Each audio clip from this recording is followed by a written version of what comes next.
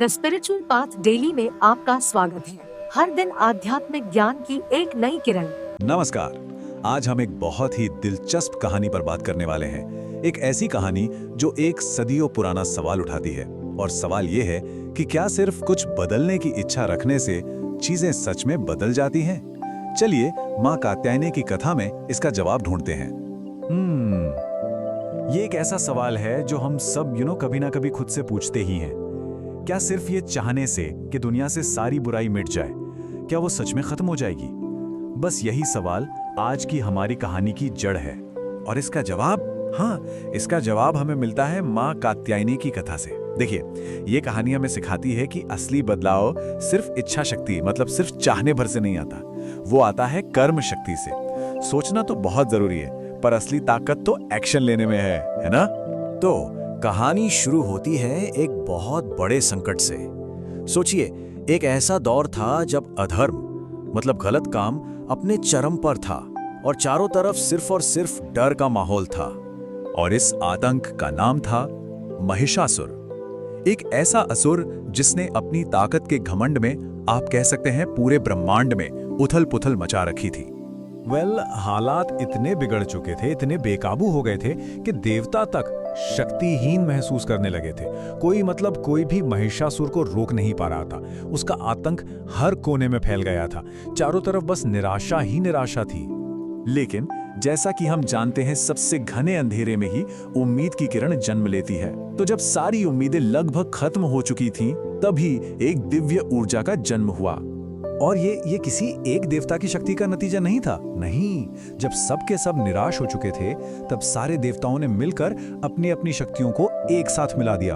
इस सामूहिक संकल्प से एक ऐसी दिव्य ऊर्जा पैदा हुई जो पहले कभी नहीं देखी गई थी, और उसी ऊर्जा पुंज से माँ कात्यायनी प्रकट हुई। अब ये नाम कात्यायनी क्यों पड़ा? बड़ा इंटरेस्टिंग है।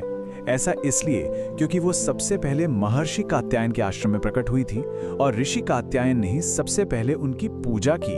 तो ये नाम उनके दिव्य जन्म को एक पवित्र जगह से जोड़ता है। तो अब स्टेज पूरी तरह से सेट था। एक तरफ अधर्म का प्रतीक महिषासुर, और दूसरी तरफ धर्म की रक्षा के लिए जन्मी देवी। अब समय था उस आखिरी लड़ाई का। जरा उनके स्वरूप के बारे में सोचिए तो, कितना तेजस्वी और दिव्य रूप, सिंह पर सवार और हाथों में देवताओं के दिए हुए सारे अस्त्र शस्त्र। उनका लक्ष्य बिल्कुल क्लियर था, अधर्म का अंत करना। वो सिर्फ एक देवी नहीं थी, वो तो अन्याय के खिलाफ एक जीते जागते संकल्प का रूप थी। और उन्होंने सिर्फ इंतजार नहीं किया, नहीं, उन्होंने फौरन युद्ध का फैसला किया और सीधे जाकर महिषासुर को ललकारा। ये सिर्फ बचाव नहीं था, ये अन्याय पर सीधा हमला करने का ऐलान था। इसके बाद एक भयंकर युद्ध छिड़ गया। महिषासुर अपनी सारी मायावी शक्तियों का इस्तेमाल कर रहा था, बार बार अपना रूप बदल रहा था ताकि वो उन्हें कंफ्यूज कर सकें। लेकिन माँ कात्यायनी, वो बिल्कुल अडिग रहीं। उनका ध्यान एक पल के लिए भी अपने लक्ष्य से नहीं हटा।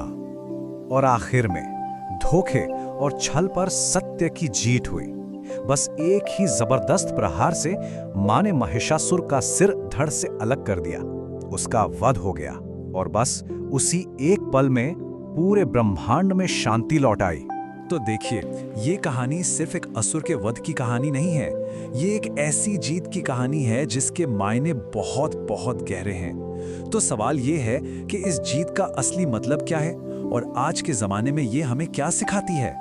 तो सबसे जरूरी बात जो निकल कर आती है वो ये है, सिर्फ सोचते रहने से कुछ नहीं बदलता। बुराई को या किसी भी प्रॉब्लम को खत्म करने के लिए एक्शन लेना ही पड़ता है। और हाँ, वो एक्शन सही समय पर लेना भी उतना ही जरूरी है, क्योंकि एक टाइमली डिसीजन ही जीत और हार के बीच का फर्क तय करता है।